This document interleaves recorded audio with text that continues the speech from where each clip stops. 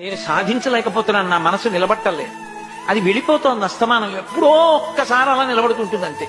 అప్పుడు కాస్త ఆనందంగా అనిపిస్తుంది, కానీ అది నిలబట్టం లేదు, అది పోతోంది అలాగా. ఎక్కువ పోవడమే ఉంది, లిప్త కాలం ఎప్పుడైనా నిలబడుతోంది. ఇది హాలాహలం మీ పాలిట. ఇప్పుడు దీన్ని ఎవరు గుచ్చుకుంటారో తెలుసా? శంకరుడు గుచ్చుకుంటాడు. శివార్పణం వదిలేయాలి. హాలాహలం రాకుండా అమృతం రాదు. ముందు హాలాహలమే వస్తుంది, తర్వాతే అమృతం వస్తుంది. అంటే ధ్యాన ప్రక్రియ యందు మొట్టమొదట ఏదొస్తుంది అంటే మనసుని నిలబెట్టలేని స్థితే వస్తుంది. ఆ మనసు నిలబట్టలేదని తెలుసుకోవడమే మొదటి విజయం.